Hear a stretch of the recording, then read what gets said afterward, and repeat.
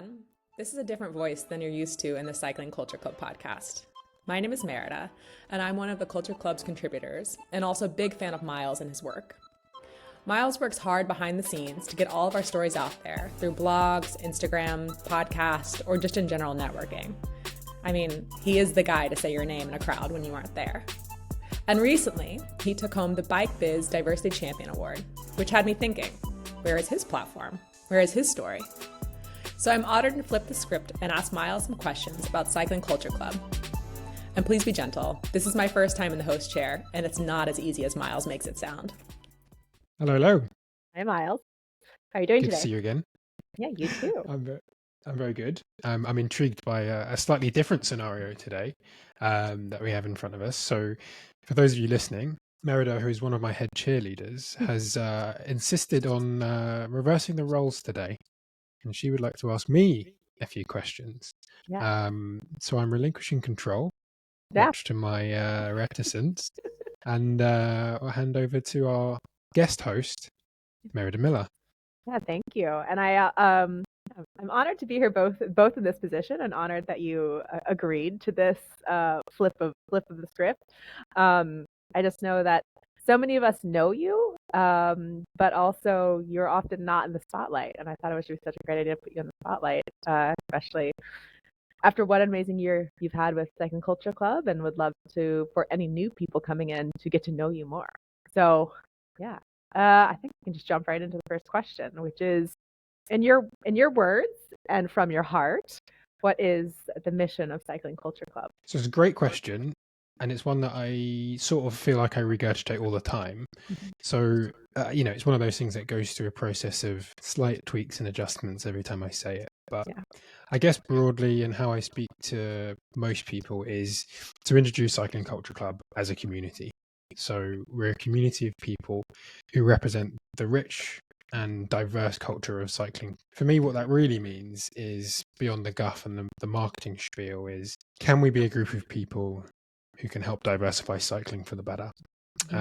So Cycling Culture Club is an idea as much as an initiative, as much as a project. And that's what I sort of love about it, because it means that every few months when I get a new idea, I can change it and introduce something new. But I guess if you were to look at our website, look at our pitch decks or that sort of thing, we come across as a website. So we have a website full of content, social media channels, this podcast. We're also a network and a community. So we now have, I think, 70 contributors at last count, which is super wild. Cool. Yeah, wild. From all over the world too. Yeah, truly global. Yeah. There's some little blind spots I'd love to fill next year, but generally, like, people from all walks of life all over the world, which is just, well, a bit of a pinch me moment, really, considering where I started. Yeah. And where did you start? Like, let's go there. What was was there like one moment or experience that was sort of like, okay, this is why I want to start it? Or what was the spark? And then how small was it? And then now we know 70 contributors all over the world, plus all these different access points. What was the baby Cycling Culture Club like? Baby. So there was maybe not one moment, but there was a couple of moments that I feel were catalysts in the journey. So I suppose the context that you need to sort of understand the pre-question is, for years I've sort of battled with this conundrum of my own blackness. So this idea that am I really black enough to have an opinion on race, basically? And God knows where this came from, because I grew up in a black family, and somewhere along the line, I guess I felt like I didn't have a right to have an opinion.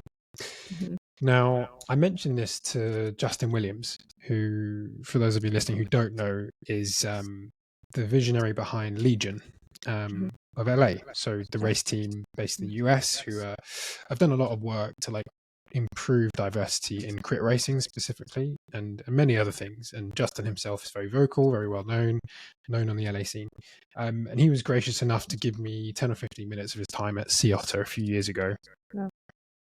And I was sort of toying with this idea and rolling through my head this idea of not being worthy of having an opinion in this subject matter. And he sort of in the kindest possible way, Yeah. like completely crushed that and was like, don't be ridiculous. Of course you have a right to have an opinion. And it was from there that I sort of felt inspired to do something, to use my skill set, which is in marketing, it's in people, it's in connecting, to build this network and build this initiative. And it started off really small. I was like, I'm going to start writing some content. Yeah. There's nobody who looks like me in the traditional marketing media, so why don't I be somebody? So yeah, I started that way, had a few conversations with close friends, like real close network, reaching out to the one person removed, and was getting nothing but positive validation. At this point, we're talking like 3, 4, 5 people, like small fry. Yeah. And naturally at the beginning, that sort of spirals and roller coasters, and everyone's like, oh yeah, I love what you're doing. Love to be a part of it. Love to do more, blah, blah, blah. So maybe fast forward 3 or 4 months, and we've got a group of 10 or 15 people, all who I've spoken to on a personal level, like I'm speaking to you now, to sell this long-term vision, some of which is in place still, some of which has completely changed. It's fine. That's how visions happen, right? Yeah, I mean, you know better than anyone. Yeah. I suppose the journey has been super interesting from that perspective, because every time I pitch Cycling Culture Club, it changes ever so slightly, even if it's to another potential contributor or to a brand or whatever. So yeah, I guess fast forward another 3 months and we're producing semi-regular content, and it's sort of scratching the itch of what I was hoping to get to, but it's hard, right? It's not coming easy. Certainly not as easy as I'd hoped, and a lot of that initial energy is beginning to fade as that initial excitement builds, as that initial excitement fades. So for me, I've, a bit like you, I've just tried to be the cheerleader that keeps that energy moving forward. And starting this podcast was as much an effort to build the content streams that we offer at Cycling Culture Club, but also a way to selfishly get something back from it myself, because I absolutely love sitting here and having these conversations, and I learn, and I get to understand the people who sit in front of me way more, and some of them are my friends, some of them I barely know, and I always come away knowing more. So yeah, I love that about it. Yeah, that's super cool. Oh, it's super cool, and I think it's amazing to talk about, like, that rolling momentum, because whether it's a startup of any scale, like, that momentum comes out so hot, and to keep it rolling, it has to come from the founder and the core people, because otherwise trends change, people's change, more than anybody, clients or partners change because they're chasing something else. So that fire has to come in from within. And so finding ways that you're creating that continues filling your cup, that is doing a bigger, something for the greater good, but you also have to fill your cup up too, and that's important. And luckily, when you fill your cup up, others get to benefit from it. So that's really nice. Is that the lucky is that your impact is actually a great one for everybody. So, but I can totally relate to that moment where it starts to fade a little bit within yourself, and having to refine the fire again and find other people who are helping to put it on. I mean, you touched a little bit about, like, I have more questions about, like, where is it going, start from baby, but also what you do in your, let's say, day-to-day life, or your work with Fusion in the marketing media world. Like, you work in sports, right? So it's running and cycling and anything that has to do with movement. And I was just curious if you've seen is there a sport or a movement, let's say, that you feel is really doing well when it comes to, or at least, whether it's well or right when it comes to striving for diversity in the sport itself? Is there one that you think cycling could follow? Or, I mean, of course, all these sports are different, but if you thought, like, this one is actually inspiring how well they are doing it. Yeah, I think the one that comes to mind always is running. I think running, for a number of different reasons, has done a better job at diversifying itself, both from a visual perspective, but also from a community perspective. If I was to put some sort of opinion on why that is, I think probably because it is generally accessible. It's also highly popular in urban environments, and that means that for accessibility reasons it is better than most other sports. And I think that's been part of the reason why people have been able to jump on running as a sport that is for them. And then by its very nature, it's, community is sort of inbuilt in running, because whether that's your traditional like run club, when I say traditional, I mean like probably old school these days of like, the Harriers or whatever. Yeah. It was all built around community. So some of these sort of brands and more trendy urban hubs have taken it upon themselves to build these slightly more grassroots focused communities where everyone can join. And I think that's really benefited running. The barriers to entry are so much lower, particularly in a group. So I think that's been a testament. Yeah, that's a really interesting one. I mean, I think running is, we've seen a massive like explosion of the popularity and the trendiness of running, right? And now it's, and as you said, it's the beauty of it is that it is so accessible. You just, in theory, only need one pair of equipment, and some people actually run barefoot, and there's a lot of people out there to really go free spirit out there. But I find it also interesting the trendiness that is now happening within running, and I wonder if you see, because of how trendy it's become, if you've seen any hierarchy that's been placed. Like I can speak for Amsterdam, for instance, and I know there's like 10 run clubs, and it's very much like, oh, which group are you part of? And there is this kind of elitism within the coolness of how cool the run clubs could be. And I do feel like there's also some similarities within cycling a little bit, but yeah, curious, do you see the overlap there or anything that could be dangerous when it comes to creating space and community within running? I think totally. I think you hit the nail on the head. I mean, whenever a community gets big enough and brands get involved and money becomes a factor, there's always going to be this elevation, and rightly or wrongly, this is just the way it works at the moment. So you have big brands trying to get involved and take a chunk of that pie.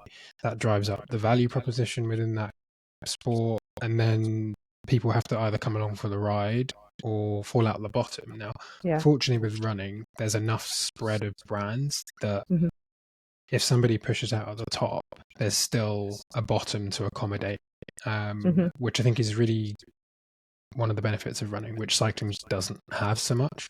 The barriers to entry to cycling is so high. Like, if you were coming into cycling from nothing, you'd be hard pressed to get on the road for less than, 300 or 400 euros minimum. Absolutely. So as that top pushes out, that distance grows. So I do think that is something to be mindful of. But I don't think it has to be the be all and end all for a sport. Just because the sport pushes up at the top doesn't mean it necessarily alienates the bottom or the middle. I think it's up to the community to do better and to help bring people along and help move people through that pipeline, and also give space, as you do through your initiatives, for new people to come in and experience something, which I think is partly what we do with Cycling Culture Club. I was going to ask, like, how do you see Cycling Culture Club fitting into that pipeline? I know you've done meetups and you're definitely highlighting and spotlighting different communities and initiatives that are happening, that's said, globally. But like, how do you see Cycling Culture Club creating more space? So I guess one of the things I am really passionate about is bringing people together. So at the moment we've done that very well virtually, but I think physically has been more of a challenge, just because of time and space and resource. But I think there's a real opportunity to get people together in person, to ride and to enjoy people's company. So next year I'm really looking for ride leaders who want to like own and take a regular ride in a space. So I'm looking at you for Girona. Yeah, exactly. Because I think that's really important, because part of what I wanted to do with this is not only make people feel represented through the content that we produce, but to also make it easier for them to find people like them on the road. So partly what we're doing through the site and by spotlighting some of the initiatives who are doing great work on the ground is to give people spaces to point them towards and say, hey, cool. You're based in Amsterdam. Where do I go if I want to ride with more women or ride with people who look like me? So maybe it's rides we host, but maybe it's existing rides that we just send people to. I think that's brilliant. I love that. Like, That's kind of the original. I'm going to give Rafa way too much credit for this, but it was like the idea when Rafa set up all these clubhouses, right? Was this idea that you were part of this club and you knew wherever you went, you could join a club and meet people and feel welcome because you're part of this community. And so I love the idea that this is now this global space where you can say, like, yeah, I'm looking for Black women writers or something like this, or non-binary writers, or I'm looking for women who are graveling and I'm going to be insane. Where can I go? Like, I think that's such a brilliant, like, I don't know, I'm envisioning like a hotspot map, like a global hotspot map where there's these pins of these amazing cycling culture club initiatives that are happening. And that, yeah, we know that representation means so much, but it also means so much to come somewhere where you feel already welcomed. And I think if you're already creating a space and saying, yeah, this is going to be a safe space for you, it would feel far less scary to just, drop into a ride in Girona or drop into a ride in London or something like that. So super cool. And along those lines, so like you were saying next year you want to do that, but like short term and long term, like what else are you thinking for Cycling Culture Club? So short term, I mean, I put these sort of arbitrary dates, like thinking about next year or whatever, because it feels like next year, new leaf. But yeah, as soon as possible, really. It's just about finding the right people who have enough bandwidth and energy to commit to it long term, or have the network that allows them to continually grow that within their own little bubbles, because that's super important and probably more practical. I think short term is almost like the bare minimum, like get people riding together, get people connecting. Yeah. Longer term, I've got big ambitions. So as much as the networking is a big part of the community and the content is super important, I'm hopeful that they will reach a sort of critical mass where they can continue to grow without me, really, like without me having to drive it. That's the hope. So that I can focus my attention a bit more on the industry. Yeah. So what I mean by that is creating tools that the industry and those around it can use to be better when it comes to diversifying not only themselves and their own companies, but also the industries that they're parts of.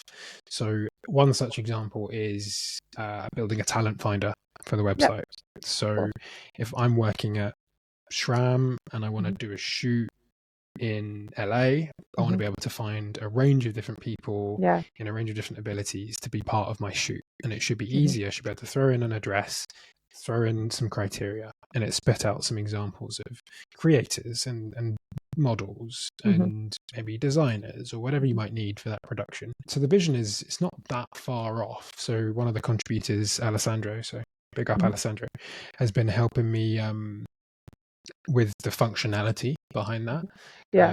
And then it just comes down to data points, which comes down to time and probably funding, annoyingly, to just really get that in a place where it works well. The other thing is, and I'm putting it live on record now, but that's the point. That's the point. I really want to get some data together, because I don't think there's any real viable or up-to-date data in the industry that suggests our level of diversity in cycling. When I've spoken to British Cycling, British Triathlon, Bicycle Association, all the big organizations in the UK, because they're the ones I have most access to, nobody has the right data. So I feel this is a huge blind spot. How do we know what we're improving if we can't draw our line in the sand? 100%. I partly think the reason why the data isn't out there is because they are terrified of what the numbers will show. Like, I think that's you're right. A lot of the reasons. Like, I've done my own little mathing along, just because I'm, wanting and hoping for more women to show up in gravel. And, the last 5, I was literally having to count, like pull down roster list and literally count, because not every timing sheet is different, to see how many women were within these age groups and things like that. And it was less than anywhere between like 5 to 11% were women showing up to these races. And I think that's why people aren't releasing it, is because they actually don't want to be confronted with the numbers, because it is shocking across the board, whether you're talking race, whether you're talking gender, whether you're talking socioeconomic. I mean, there's so much that could be done.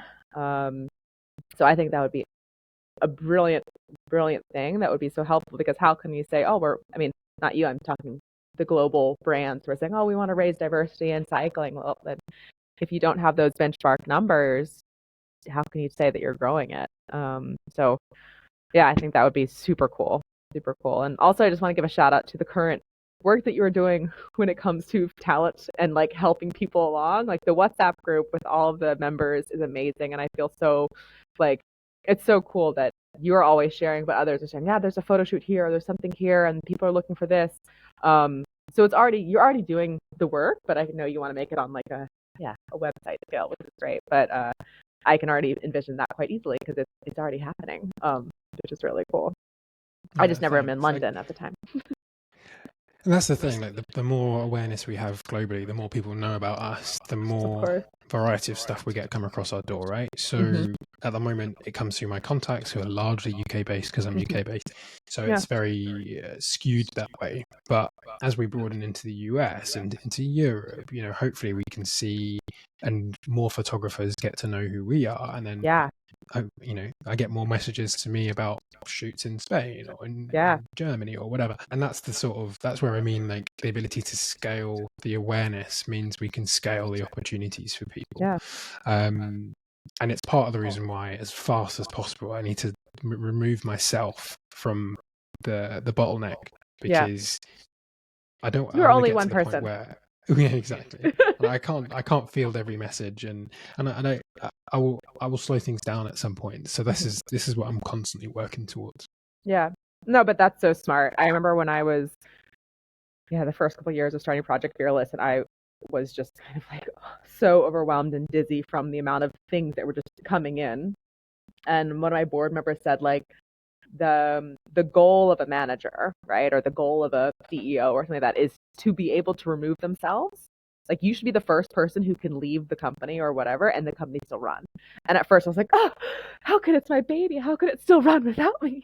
There's impossible. But then you're like, dear God, somebody take me away. And so I'm so inspired by somebody who figured that out much sooner than I did, that you need to remove yourself and also like, work on what you're good at and work on what brings you energy, because this work doesn't come with a massive paycheck. So it comes from because you want to create an impact. So it's finding your niche within the greater space that you've already created and bringing in others who believe in that work to be the filtration system, or to be the that like a switchboard operator, to connect those dots, and then you can go do what you're great at, and continuing the reach and broadness of Cycling Impact Club culture. Sorry, oh my God, Cycling Club Impact Club, same thing, but Cycling Culture Club.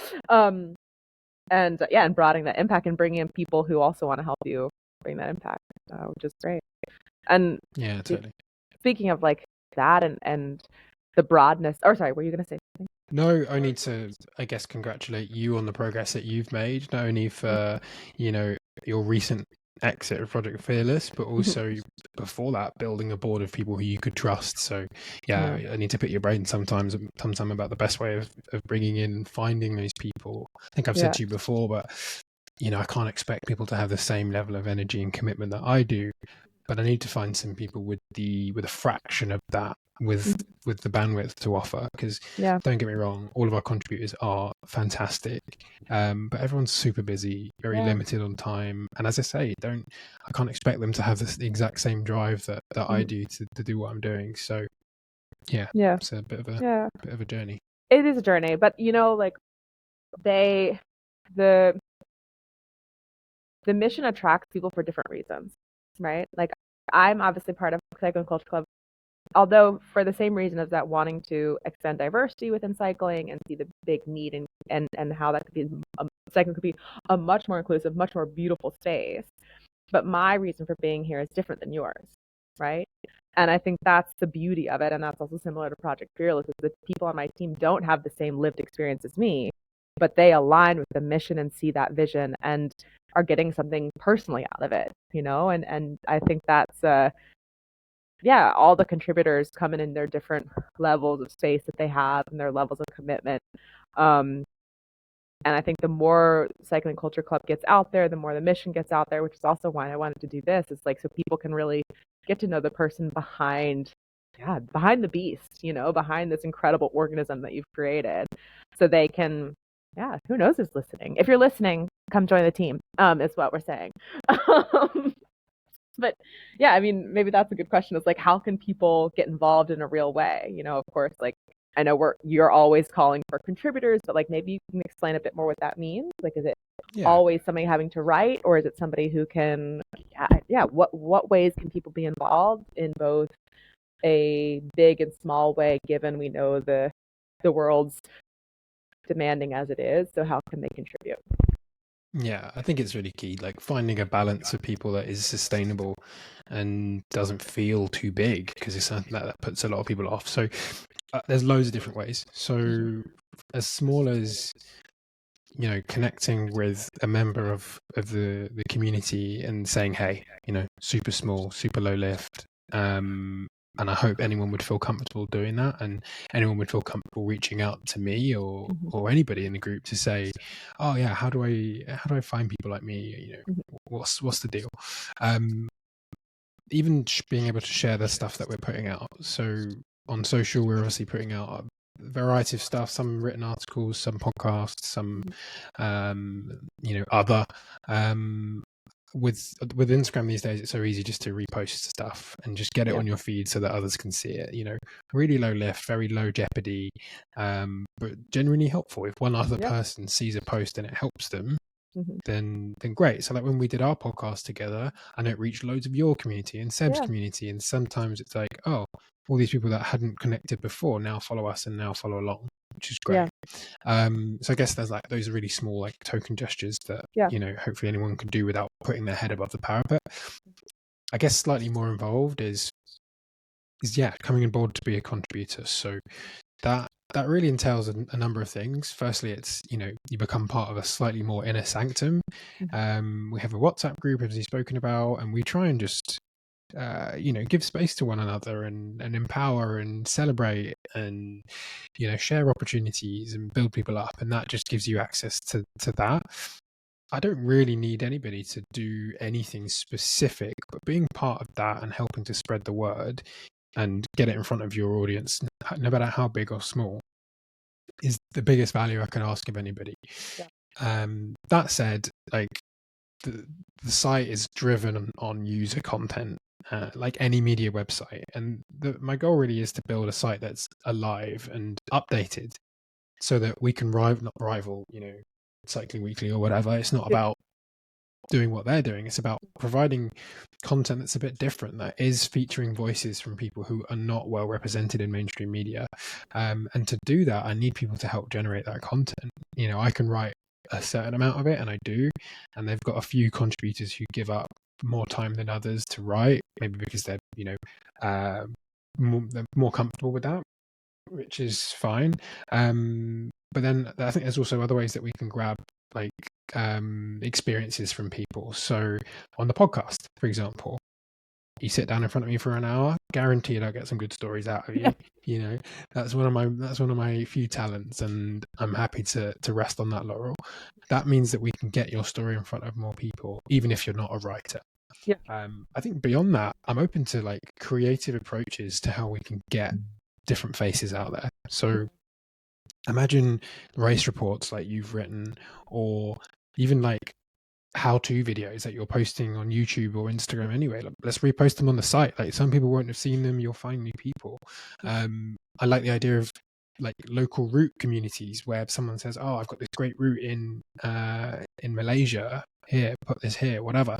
And I think the content streams on the site have become quite formulaic because that's what gets sent in, but actually they could be whatever, and I'd love them to be really random, like stuff that you'd never find elsewhere, maybe like a personal photo essay taken with selfies only. Absolutely. Or whatever. Like, why not? Like we did a cool piece with the friends of mine over at Alba Optics. They did a illustrated like portrait series called Women in Focus. It's really my god, cool. yes, beautiful. Yes. Yeah, super nice. Very different.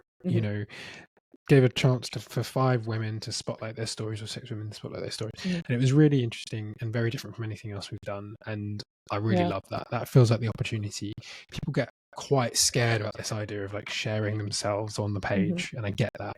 So as you can probably tell, I'm still working out the best way of Yeah. finding something for everyone, but I do But think there is something for everyone here. absolutely. And I think like and that was also why I wanted to ask the question, because not everybody feels comfortable on a podcast, right? But some people feel very comfortable writing or filling things out. Or I didn't consider myself somebody who liked to write or was good at writing, but I actually felt that this was a safe space that I could write in my tone of voice, which is basically just my word vomit from my brain. So like it was actually like I have to thank you, because I got out of my comfort zone to write for a cycling culture club, and I actually found myself really enjoying it and really being like, "Ooh, this is actually quite therapeutic." Like all my therapists throughout my life telling me to write was actually right. Who knew? So like I think this is but giving people opportunities of different ways to express themselves, whether it is writing a race report or a video blog, or I think that's could be quite beautiful, is create a space where, like I said, like maybe it's just, I don't know, a zine that they create, a digital zine to express how they're feeling, and then that can go on the website. I think that is also the beauty of something that is new, but also something that is truly inclusive, that says like not everybody learns or digests or shares in the same way. So how can you create many openings to that? Just like not everybody will take in having a podcast is beautiful, because not everybody has the time to read or feels comfortable or can sit behind a computer to read a full article. So listening to somebody is more therapeutic, or feels more intimate and comfortable. So I love that. You've And actually given me an idea. I should do like a Stephen Fry-esque like reading of some of the yes, articles yes. and do an audio version, shouldn't I? That'd be fun. First off, you have an incredible audio voice, so yes, I would listen to it 10 out of 10. Second, I think it would be hilarious to hear your voice read my word vomit. So like, I think that's brilliant. But yeah, I think it's just a really cool. Like I know, my friend asked her, we're trying to get her on the podcast. She's a bit nervous about it, so it's like, okay, how else can we get her story out there? And I think you do a great job with, like, especially when it's the first contributors, like their first interview, filling that out feels like a little more like inviting them. But yeah, so if you're a creative, or not even a creative, if you don't consider yourself a creative, but you have a story, or you don't even think you have a story, like just come share. I think it's a really beautiful part of the platform. It's the key message. Let's share. Like, let's not be afraid to show up, and no one's going to judge you, and you're contributing to this amazing place and whole ecosystem, which I really love. And that's why I really like those in the intro series, because it's standardized questions. You don't have to be creative. You can just go from the heart.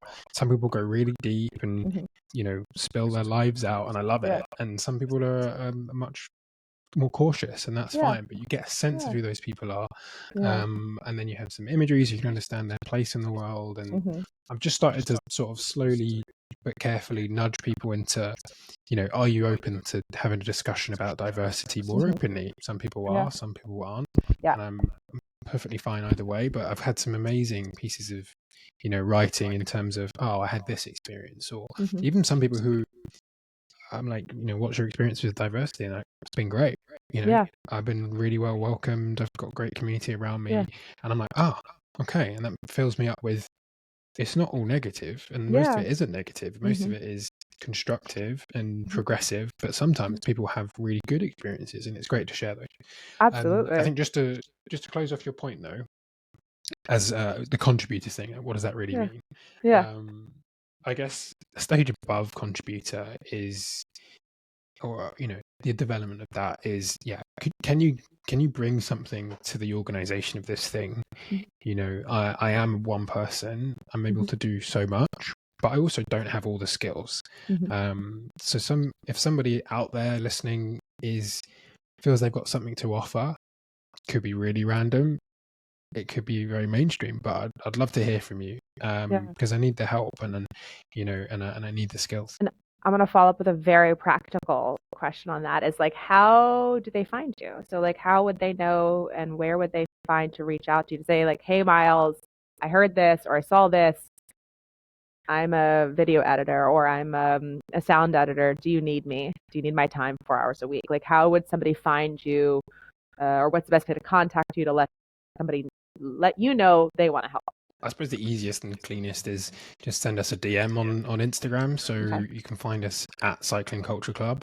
I monitor it all the time, so I'll always pick it up. You can always find me directly, Miles_BC.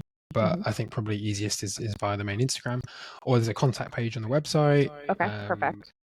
And all the usual places, LinkedIn. I'm pretty active there too. So just find me wherever you are. You'll find me. Okay, good. I just wanted to understand, because like obviously now I've known you for over a year, so I've not had to just seek out how to contact you. So just for those people who maybe are new here, how can they come share their skills? Speaking like with the journey of Cycling Culture Club, when you look back, like what has been your favorite moment of impact? Like something that stood out that you're like, hell yeah, we're doing it. Like this is what we're here for. Or maybe there's a couple moments that you can speak to. So there's loads every week, like little moments, bigger moments, lots of things that make me smile. One recently though just meant a lot. Like I had a message from one of the contributors who just said something along the lines of, and I'm paraphrasing, but like, thank you for all the opportunities you've given me this year. I feel like you've really helped me level up my game, and I couldn't have done it without you, and Cycling Culture Club, and I'll be forever grateful, something like that. Yeah. And it was just the reminder I needed that actually I can make a difference, even if it is to one person, and one person at a time. And when I sat out, and I didn't say it at the beginning, but I said if I could change one person's journey or one person's perspective on diversity, or make someone stay in cycling who would otherwise have left, then that would be what I considered a win. Yeah. So isn't that funny how that changes, and you, of course, you hold yourself to a higher standard? Yeah, of course. I want 100 people's journeys changed. Yeah, of course. Exactly. So yeah, there's that, and then more recently, as you know, being recognized for my work in the cycling industry, very cool. as a perfect little segue, is I didn't even realize, but actually incredibly validating, and it gave me so much energy to actually look at what I could do, and to be recognized for it. It was just the boost I needed just when I was feeling a little bit bogged down. So those of you who don't know, Michael, oh my God, my words today are not working out. I'm reading like Miles, and I'm dyslexic, everybody. So I have Miles and then Champion on the same, and somehow that creates Michael. Anyway, Miles was just awarded the Diversity Champion Award by Bike Biz magazine, and please show it. Ta-da! It's actually a beautiful award. I love the colors. Yeah, they've done a nice job. Yeah, and That's I thought it was be forever ornamental. As it should be. I was reading a little bit about an award before this, and I realized that it was for a person or an organization who's made a significant difference, which I think is actually really cool, and also shows like you yourself are a person, but you've also created this. I think that's also why I wanted to talk to you on the podcast, because everybody knows Cycling Culture, well, not everybody, but they will soon knows Cycling Culture Club, but there is the one driving force behind it who's brought all these beautiful voices together. And so just congratulations on, bringing everybody together and being recognized for that, because it can be a lonely journey when you're having to beat your own drum and feeling, I also can imagine with contributors being global, you don't have them around you all the time to hype you back up, or to even have more intimate conversations on the days you want to. So kudos to you, and put that on your mantle, make sure everybody sees it, and make sure you get a nice reminder like every day, like on those days that you're feeling low. If you can't message the group to say, hey, I need some hype, you have that award to hype yourself up.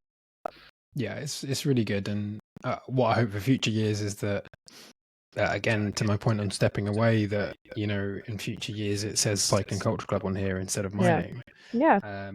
Because I think that would be the natural progression of this. And I'm hopeful that there's some faces in the audience from that award ceremony that now think maybe more deeply about coming to have a chat. Maybe there's something we can do. Absolutely. There's a few that have reached out already, so cool. I think it shows what that can mean. Yeah, absolutely. I also just love the smile on your face, like when you sent it the group chat. Like that was just such a I don't know if I'm allowed to curse, but like such a fuck yeah moment, you know, where it's just like, yes, like again, I don't think we give you enough kudos for the fact that we are all in the Sweat Scrap group because of you. And I know it's hard as the founder who's created an organization that is for the everyday, for the people, but it is really important to take a step back and us to recognize and remind you that like we see you, we value, and we're very grateful for you. And I think when you said if I can, you know, when you said like when you're starting Cycling Culture Club, that idea that if you could just change one person's trajectory or keep one person in cycling longer.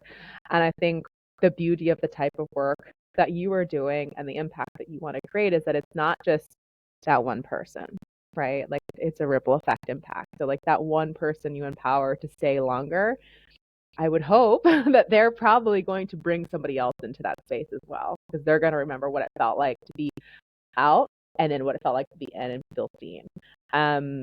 And I know like the goal is to have in-person meetups and things like that, but the impact you're doing now is already, as you said, it's already working, it's already creating that space, it's getting recognized, and now it's just getting started. So yeah, hats off to you for all of that hard work. Yeah, actually, now I would love to know, how long have you been working on Cycling Culture Club? It's been about 18 months, on and off, maybe slightly longer since I've had that first chat with Justin. Yeah. And yeah, it's very sort of like sprint and endurance because, you know, busy work day and busy life and other stuff going on. But yeah, I guess broadly, I'm really pleased with the progress, and I'm not quite where I wanted to be at this point of the year. I wanted slightly more contributors and slightly more content and stuff. But again, you just have to cut yourself some slack and consider what you have achieved. Absolutely, which is pretty incredible. I mean, not pretty incredible. It is incredible. And absolutely, if you're doing this on the, like, I don't even want to call it a side because you put so much into it, and it's your heart, but it's also your extra head that is working towards this. So it's pretty amazing. But it's also important that you take rest and take some space. So I hope hearing this, more people are going to want to jump in and join, and whether that's partners or contributors or people.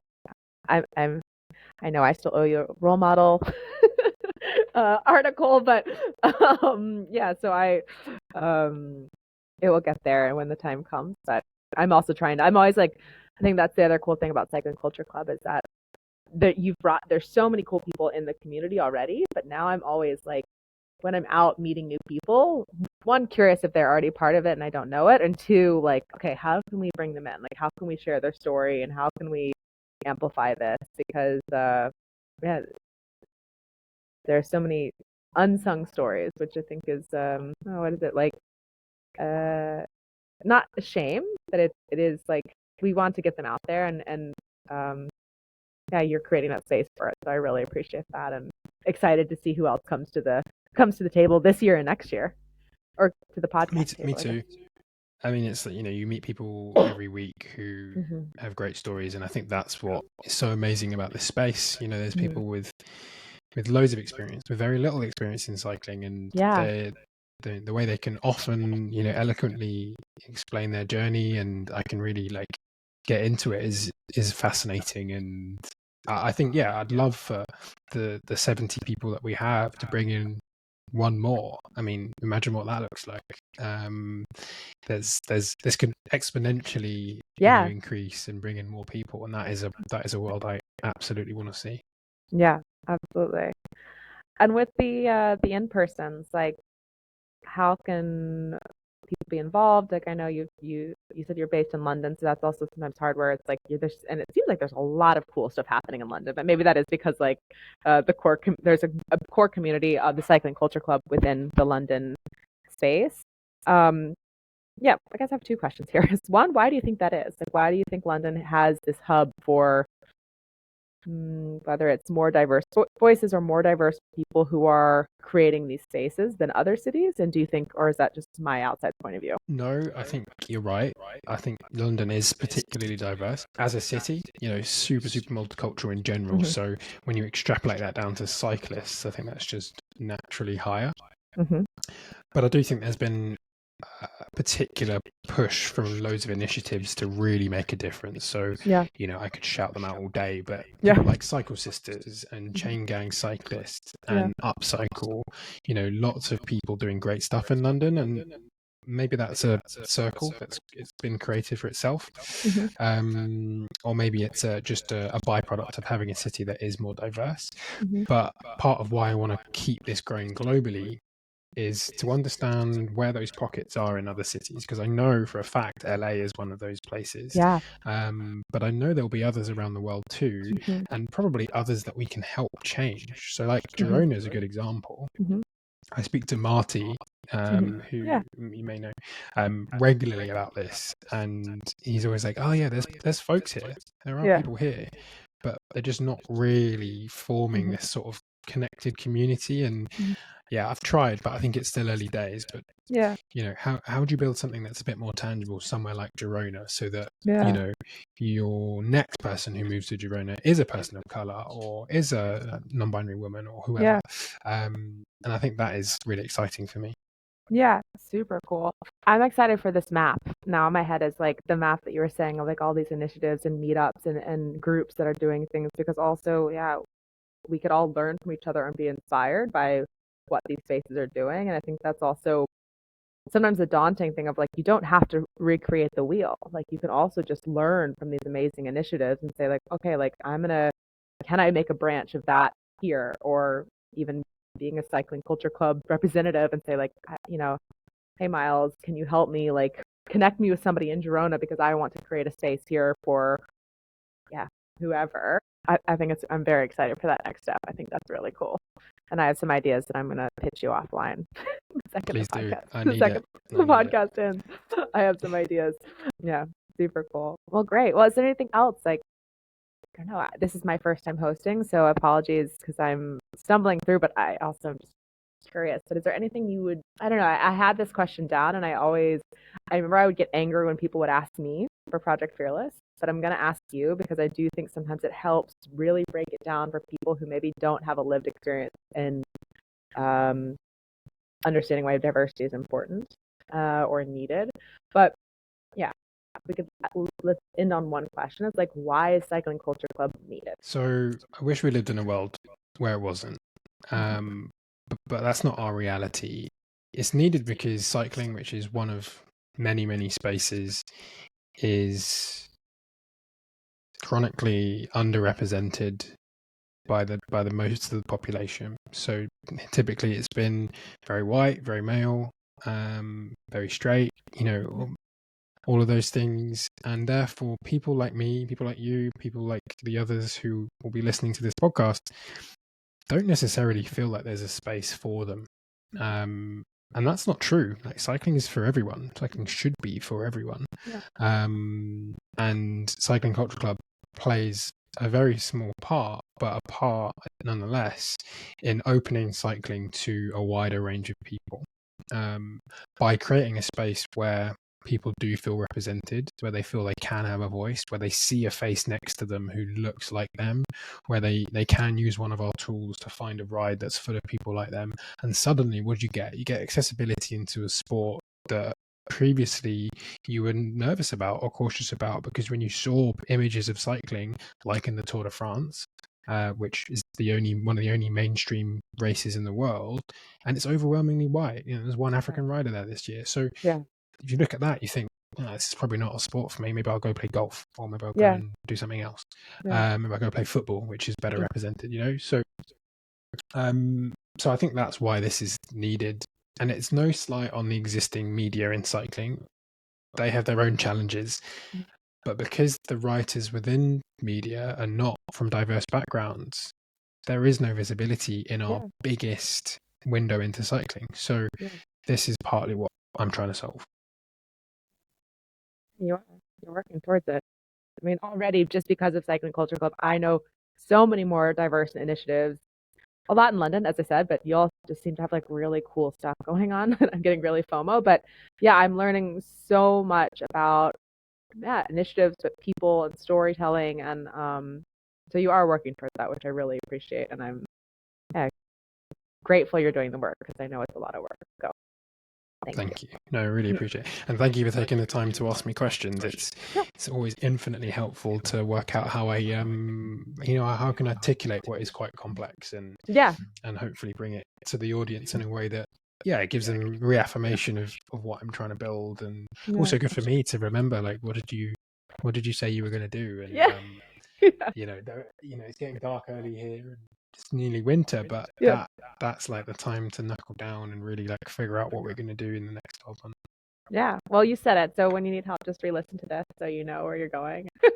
No, but thank you so much for taking the time before this podcast and all the work you're doing, and then also thank you for taking this time here, because I really do think the more people just need to know about Cycling Culture Club, they need to know about you, they need to know about how their story is a worthy story. Their story is somebody wants to hear their story is what I'm trying to say. And I would like to say for anybody who is listening who thinks, oh, who am I? It's you are somebody, and somebody else wants to hear from you, and somebody else wants to be seen by you and will be seen in you. So thank you for creating that space. And congratulations on your award and the recognition. And I hope that gives you a little space to take a rest and reflect and give yourself a little bit like of kudos to, okay, I'm working towards the goodness. And then also just that constant mental reminder of, where you're going and will continue to grow to. It's, I was already excited about Cycling Culture Club, but I feel honored that I know a little bit before some other people about what's happening next year and excited for, what's to come. Thank you.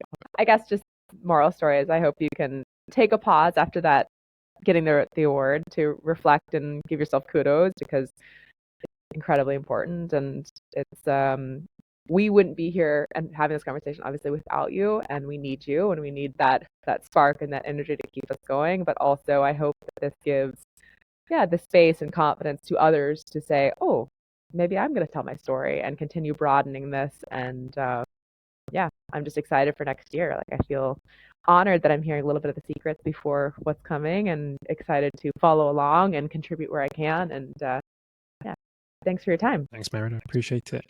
It's just people like you and others who know who they are, who keep this thing moving behind the scenes. So massively appreciated. And here's to the next big project. Cheers. Right, I see you around. Yeah.